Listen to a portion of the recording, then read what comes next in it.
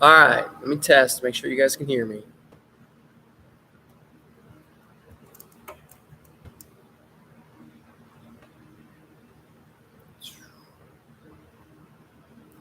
I am getting up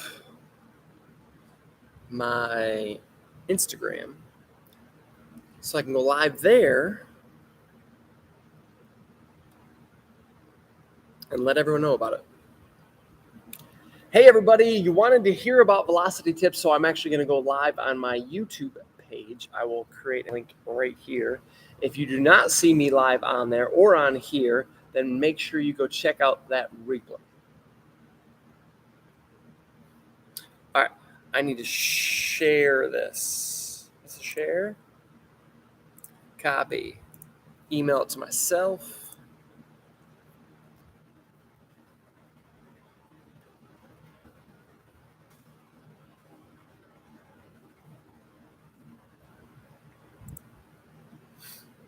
All right, if you have any questions, let me know.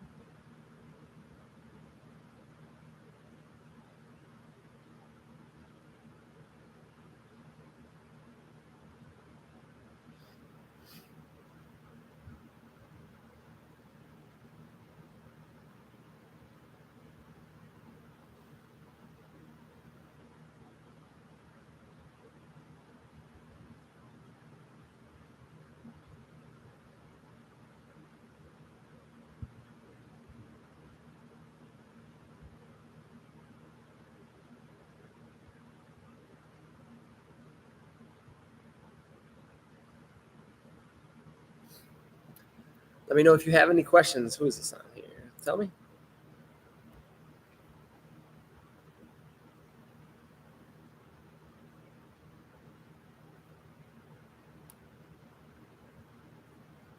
What up, Sky High 85? Let me know if you have any questions. Happy to answer.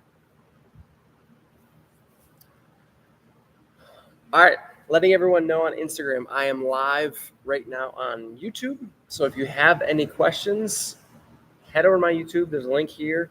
Or on my stories right now, you can click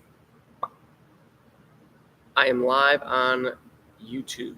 So any questions, anything you've got, I'm going to be talking on you. So Sky has got me a question right now. How fast should you be throwing at 13 years old? If you guys want to have any questions specifically answered, then Andrew, I'll see you.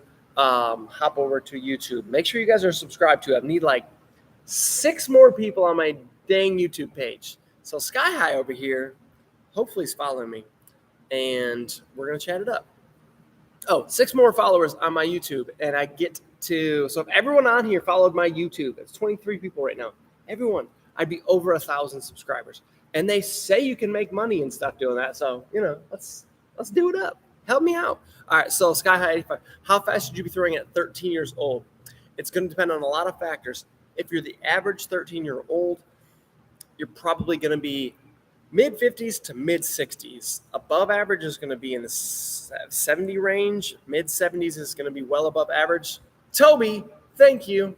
So if you are going to be, if you're looking to be or see what the average is, I would say it's probably 60 for a 13-year-old. But then you're going to have guys that are above average and below average. So that would be my best answer. Feel free to get more specific. Until more guys get on, you've kind of got the floor. If you guys have any questions, hop over to my YouTube page right now. I'm answering specific questions. I get a ton of DMs every day, and I cannot answer all of them because of what I'm working on. So head over to my YouTube page. I will answer that. Head over to my YouTube page right now. If you don't see the link in the comments here, you can click And on my second story from today, there's a link to that YouTube page, or you can just type in Scott Hassey pitching and see me there and see me live. All right. So for a 17-year-old, the average 17-year-old is probably throwing mid to upper 70s. Slightly above average would be an 80 mile per hour guy. Because, I mean, even if you have a high school baseball team, not all your guys are going to be throwing 80 miles per hour. I'd say above average is mid to upper 80s, and then well above average is a 90 guy for sure. So what are some good drills for a third baseman?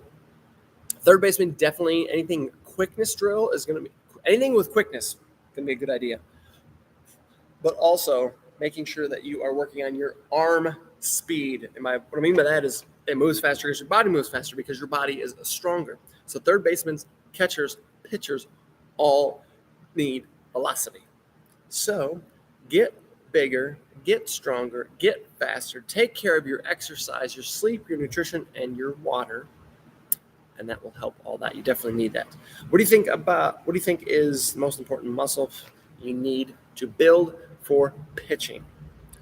There is not one, but I will answer some of the important or some of the muscles that do not always get targeted. If you're just hopping on here now and you're asking any questions, make sure you follow. You can either type in Scott Hassey pitching into YouTube and follow me there. Make sure you are subscribed so that you can, one, be asking me questions, and two, so that you can be chatting here with me live. Again, there's a link if you click right there on my profile, and the second story, you'll see the YouTube link. All right, so question from Toby was, what do you think is the most important muscle you need to build for pitching? And I said it's multiple muscles. I'm going to talk about the ones that are underutilized or underworked out or under-exercised or under-strength, whatever you want to call it. Number one, just super low-hanging fruit, meaning just easy ones at a cheap cost. If you're going to spend something, is anything like a Jaeger band or crossover symmetry band or any type of resistance band or tubing, just to build up some strength in your rotator cuff muscle. That's in addition to push-ups and sit-ups and just kind of some generic things and squats. Also, with or without weight, with dumbbell or with barbell or with whatever it is doing single leg work. Whether that's lunges forward, lunges back, lunges to the side, anything single leg is highly, highly underrated and underutilized. So make sure you're getting in your single leg work. So that will build up a lot of strength in your glutes. So glute strength is great. Shoulder rotator cuff strength is great. Those are the biggest ones that don't always get targeted. Yes, they indirectly get worked, but I like the value of them getting more directly worked and strengthened, because you can do single leg work, which strengthens your what's called bilateral workouts or exercises, which is going to be more like your squats and those types of exercises where you're on two legs at the same time. He said I hit 1,000. That's fantastic. I'm pumped about that. Did I really? I'm going to check this out. Open new tab. That's not the right tab. Let's see. I think you guys can still see me here.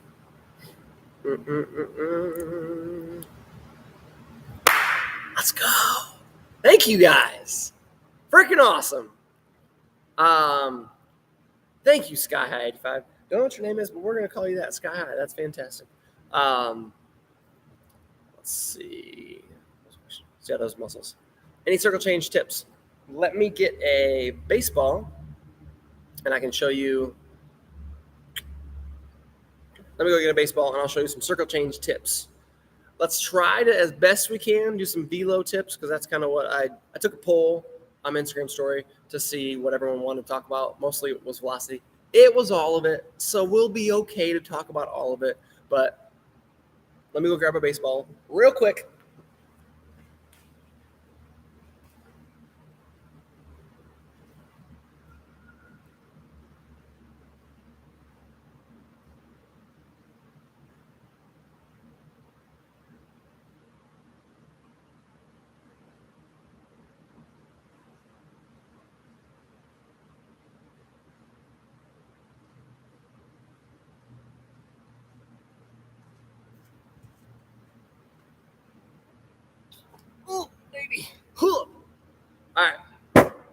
We got 2 different implements here, so we can talk all kinds of good stuff. Can I do a poll on here?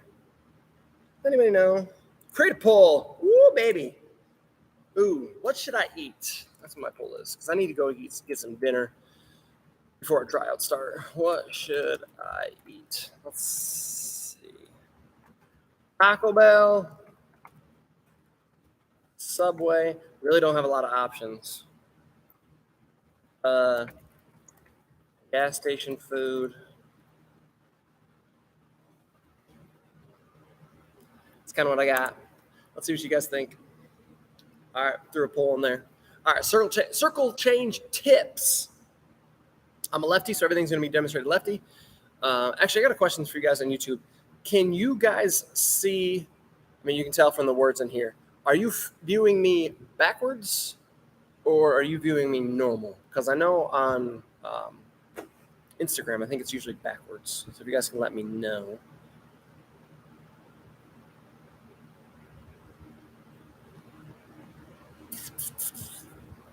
While they're answering that question, now you're good. Oh, sweet. That's good to know. Hey, if you guys, I know we're backwards on Instagram. If you guys want to go over my YouTube page, that's where I'm answering all my questions. Thank you to everyone who hopped on there and is now following me on the YouTubes. I just hit 1,000. They say you can make money, and that's how all these YouTubers make all their millions. So that's, I don't know. They just said in order to monetize, that's what it is. So if you have any questions, you can go ahead and click my profile, go to my stories. The second story on there, I've got a link to my live YouTube right now.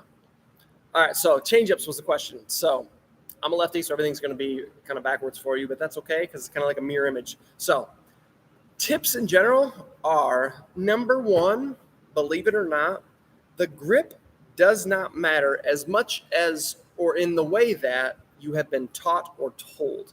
A lot of people will say, here is the change-up grip, or the circle change-up grip, or the best grip that does XYZ. Really, what's important to understand is that although there are different types of change-ups, they each have different movement profiles and they spin differently. What's most important is that you figure out what's best for you. Start from somewhere, but then oftentimes you're going to have to tinker. You can take the exact same grip, but if it's released with different pressure on different parts of the ball, and you rotate your wrist in different directions, that one grip can do 3 or 4 different things, completely different. One could cut, one could tail, one could go straight, one could drop. So it's not the grip specifically. So if you want to talk general change-up tips, then what I would recommend is to, if you've never thrown a change-up before, I would not bury it in your hands. Some people talk about burying it in your hands, and guys that have never thrown a changeup and start to do this tend to suck at throwing changeups because this is really freaking hard. Because every pitch in your entire life has been thrown up here. And if you just go like that and expect to throw anything around the strike zone, woof, woof. So up here, like everything else. Fastball, up here. Curveball and cutters and sliders and things are all up here in the pads of your finger and above. Pads to tips is where the ball is always at. So having this, and then from this standpoint, you can go what's called a bunny ears changeup, because it's like there's bunny ears, like Roger Rabbit or Bugs Bunny. You can do a version of a circle change and really put the circle wherever you want. You can do a 3-finger like this. Those are the common finger positions. Having the bunny ears, having a circle, or having 3 fingers. And then wherever you put them on the ball is totally dependent on you. If you tend to be a 4-seam guy and you throw, this is why I brought the Rapsoda ball. If you throw a 4-seam like this normally, then that might be a good idea to have some type of 4-seam grip for your changeup. Or with your 3 fingers here. Or even if you go bunny ears, you don't have to throw a 2-seam bunny ear. A lot of guys do, but you can also throw a 4-seam bunny ear. Doesn't really matter. And then if you want to get what's called a frisbee changeup, that spins not like this, but it spins basically like this. So when you release it, it's come off of the side like that. It starts spinning this way. Or for a righty, it spins this way. And it spins like a frisbee. What happens is because you don't have a lot of spin in this direction, it's not going to go up or perceived up. It's actually going to drop more because it doesn't fight gravity at all. It just kind of gives up and does this. So it can tend to tail arm side. So I'm a lefty, would run arm side, or a righty, run arm side, because it's moving in this direction off my hand. That would be more of your frisbee slider, which is pretty typical of the circle change variation, where they tell you to throw the circle and get on the inside of it. And if you look, if you go like this and rotate the ball, it's going to then spin off this direction. Not always, guys, unless you have video proof or looking at Rapsodo, TrackMan, whatever it is. A lot of times, in order to see that, you're going to have to watch it on video or on the monitor for whatever tracking device you have. So that's frisbee. 3 fingers is going to be pretty much straight but slower. And then your, what's the other one? The brain fart. Kind of your typical tailing changeup is going to be somewhere in the middle, where you do get on the inside of it and then it ends up tailing some. So kind of just some different variations for circle change or for change ups in general. Other questions? Again, for anyone that is on right now and is not able to ask me questions, it's because I'm on YouTube live, and apparently everyone's voting right now, and it looks like Subway is in the lead. I'm answering all the questions on YouTube live. If you don't see my YouTube page, just go to YouTube, type in Scott Hassey pitching, or you can click the link here, or not the link, the profile, my profile. And the second story I have posted, go ahead and click that link to go to my YouTube page, and you'll see me live on there. All right, that was a change up. Sub Broseph. That's Lawson. Green. How many times a week do you recommend a 10-year-old should throw? It's going to depend on if it's in season or out of season. Regardless, players can throw every day. Pitchers can throw every day. Football, quarterbacks, they can throw every single day. It's a matter of at what intensity. If there is high intensity throwing, the highest intensity would be in game against a batter. Next level would be bullpen, mound, batter. Next level intensity would be bullpen, no batter. And then next level would be just like playing catch and long toss, that type of thing. So if it's kind of in the top tier level of high output, high effort, very intense throwing, that's no more usually than twice a week. For a 10-year-old, yeah, twice a week spread out throughout the week. So 3-4 days in between.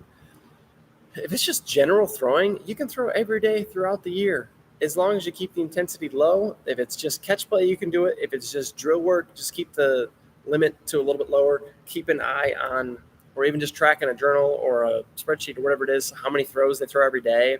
If they at all don't feel like they're an 8 to a 10, you can scratch the day if it's in the off season. You can say, hey, let's take a couple days off. Let's take a week off if it's in the off season. If it's in season, take a day off. You definitely need deload weeks, which means you just take the load down. Either you throw less often, less days, less throws. Always incorporate deload, whether it's weeks or days or multiple days. Those are a great tool to have. And again, you don't have to use technology. You just ask the player, your son, your brother, whatever it is, hey, 1 to 10, how do you feel? 10 is, woo, baby. My arm has never felt this good. It's incredible. Watch out. Here it comes. Fire on the baseball. That's a 10. An 8 and a 9 is still really, really good. An 8 would be on the lower end of really, really good. Like feeling solid, has been better, but it's still good. No pain, no fatigue, nothing. 6 and 7, okay, now I'm just getting fatigued. Like I'm real, real tired. A 6 would be borderline, like it might start getting painful. 4 and 5, all right, I'm getting some pain. 2 and 3, all right, it hurts. I need to stop throwing because it really, really, really hurts. A 1 is probably crying, need to go. So ask them where they're at on that scale. If they tend to be a little bit lower on the lower end, don't throw that day or don't throw at the higher intensities. So otherwise, you can throw quite a bit. The issue is throwing at high levels of intensity in games, in competition, where everything's going, the juices are flowing, and you're doing that 3 times a week for 12 months. That can be tough on a 10-year-old for sure. All right, So I'm 14, almost 15, 5'1", 100 pounds. How fast should I pitch? I mean, you could pitch 40, you could pitch 80. I wouldn't say there's a should necessarily. I would say it is totally dependent on your body type and makeup. What would you want to shoot for at 15 years old? You'd want to shoot for crossing your fingers and hoping you hit your growth spurt as fast as possible so that you can get into the mid-70s real quick. And then the next bump will probably be coming post-puberty and post lots of hard work, drills, and maybe not even the drills, just lots of throwing and hitting the weight room to get up to 80. 80 should not be too difficult for guys. It should be a matter of throwing at high intensities often and putting in the work in the weight room. Do that for 3 years. It should come along. How many times should you work out a week? This is very dependent on your programming. If you have specific programming that allows you to do it every day, then absolutely. It's just a matter of don't tax your entire body at an incredible amount or at an incredible rate every single day, because you're going to need days off. If you can do something that's 15 or 20 minutes, you can do it every day. Maybe 30 minutes, you can do it every day. It just depends on what you're doing. If you're just doing arms Monday and Friday, well, then you're not doing arms the rest of the week, so you can afford to do something like that. All right. If you guys are hopping on Instagram, make sure you head over to, actually click the link. If you go into my profile, hit the stories. My second story has got the link to my YouTube page. Go over there, check out YouTube, YouTube, my name, Scott Hassey, pitching. Find me, and then you can probably just click on my picture. That's what it is. All right. So yeah, how many workouts a week is going to be dependent on your programming. Don't do whole body hour-long workouts every day a week where you're just crushing it. You're going to need time off.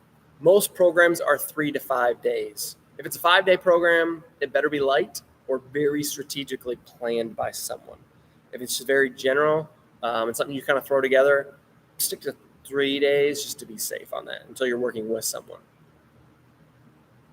What workouts should you do to get more velo? Single leg workouts where you strengthen, so your single legs, and you strengthen your back muscles, which don't often get as much love.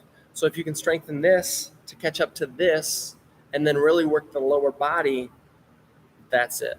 And honestly, almost anything works the first couple of years. Until you've got 2.5, probably 3 years of legit lifting under your belt, pretty much everything works. Beginner gains are a thing in that first year. Like your strength will just go through the roof from where you start to where you end up after a year. And then the next 2 years, you'll start to really, really build that solid foundation of strength. Then you can get more technical, more specific. So oftentimes I'll hear high school athletes and even college athletes and guys that I work with, they'll say, oh, my coach or my strength and conditioning coach or whatever, whoever it is, my person work, they just do football lifts or they just do these lifts guys, it all works. Could you be more injury prone if something is not baseball specific? I mean, maybe, but you're more injury prone if you're doing lifts and programs with coaches that aren't good.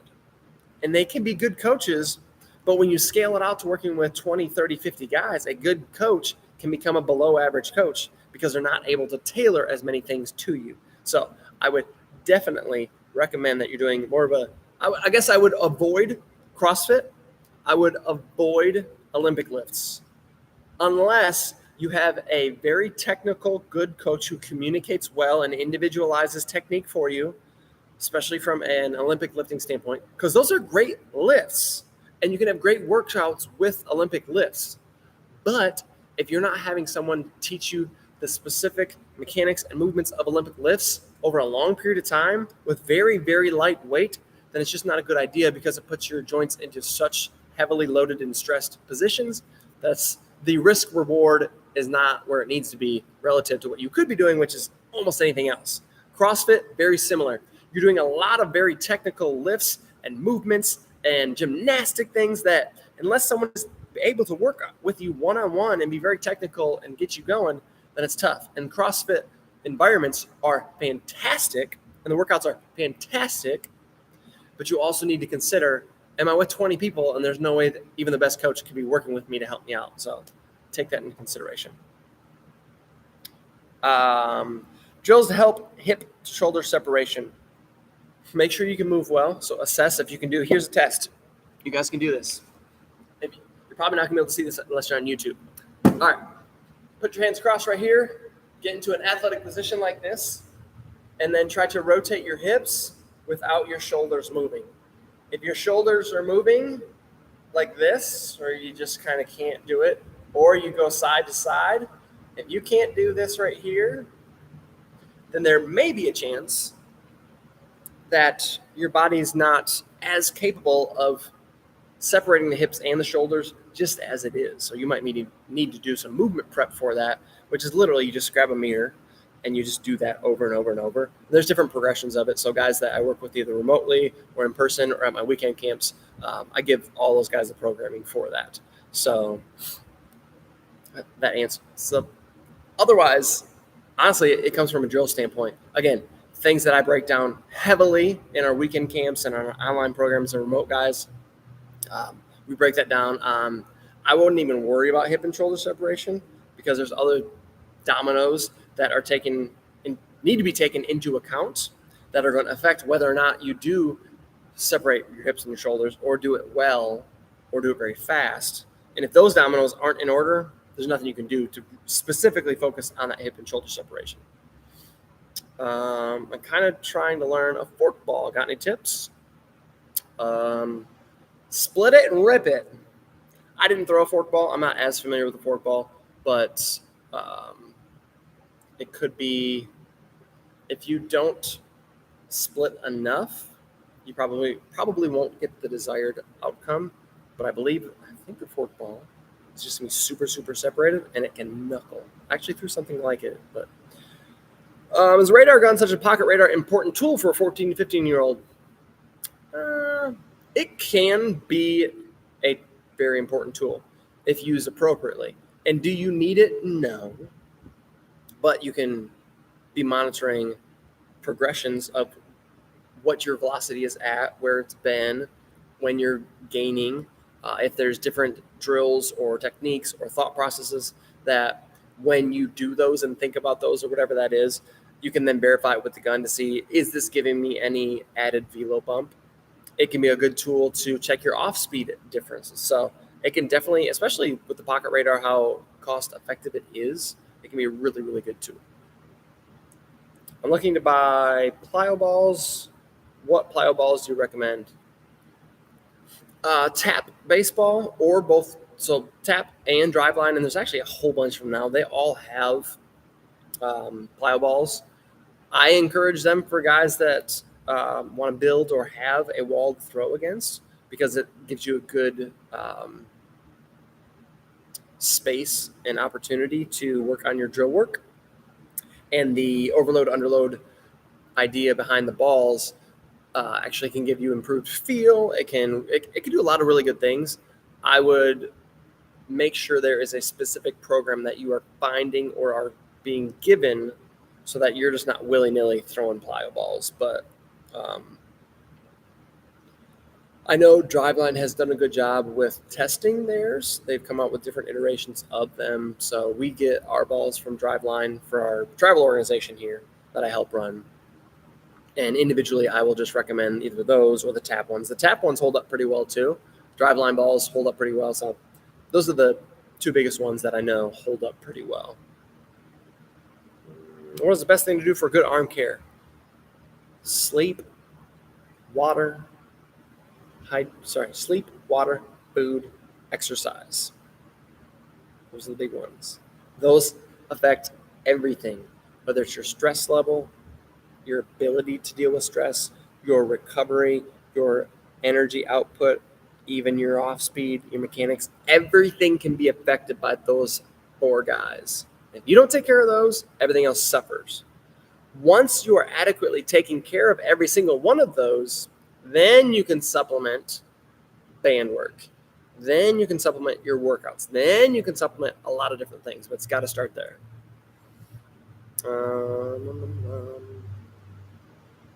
Tell me, what level of pitching did you reach up to? So I was a D2 pitcher. I was trying to think what velocity it was. I only got radared a few times in college, so I topped out at 86 the year I was born. So I was lefty, though. So that helped for sure. But I also was a guy that came in throwing like 78 to 81, and then in one off season added 5 miles per hour, where I was sitting 86 in the one game that I got gunned. So from my junior to my senior year in college, I had added 5 miles per hour on my velocity from just figuring some stuff out. That was 14 years ago, I think. Do you think football left his benefits of baseball?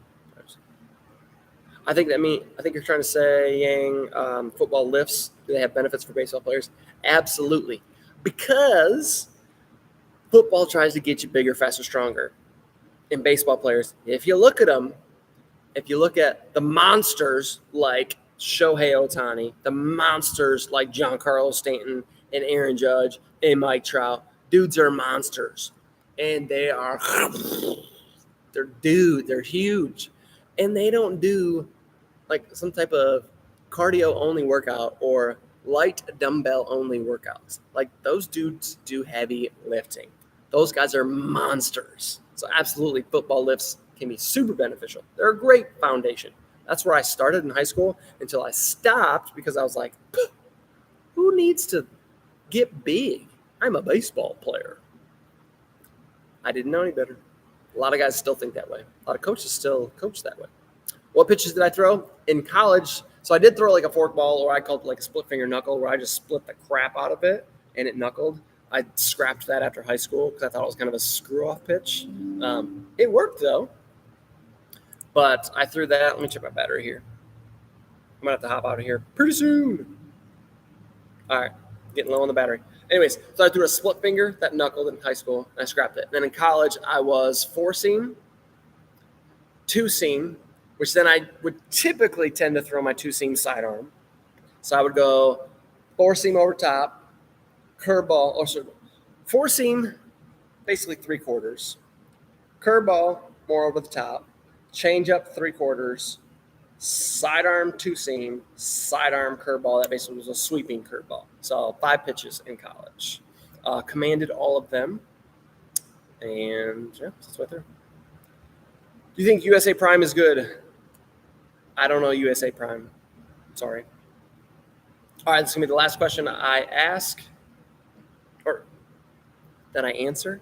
If you guys aren't on YouTube, this is where I'm answering all these questions. And then please hit me up, give me that follow, because I hit 1,000. Super appreciative today. Super appreciative to all you guys, because most of you probably went and followed me. If you're not subscribed to me, please do so. I really appreciate it.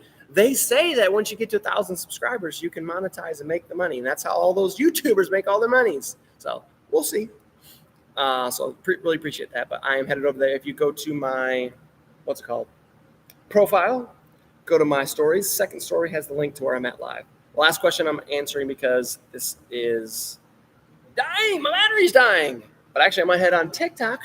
Head over to TikTok. I might go over there in a little bit, just for a smidge. Right now I'm 15, topped out at 82, lefty, attaboy Toby, 3 weeks ago. But just been watching a lot of your videos, and I'm not doing any recovery and mobility work, any key mobility exercises. The one I just showed you, the rotating, if you can do that or can't, that's a really good idea to start doing that. I actually just posted on Instagram a mobility warm-up for your hips. That's fantastic. It's heated 90-90. So go ahead and check that out. Put it on TikTok and Facebook and Instagram. So I would do that one. Make sure you're doing bands fairly often. If you're a lefty throwing 82, Toby, where are you located and when are you coming to work with me? Are you coming on a weekend camp? Are you coming next summer? Because that's freaking awesome. All right, I'm going to head out. I will see you guys later. Thank you so much for the follows. Thank you for the questions. I'll probably head over to TikTok in a little bit, but I got to get this plugged in and charging. So I will see you all later.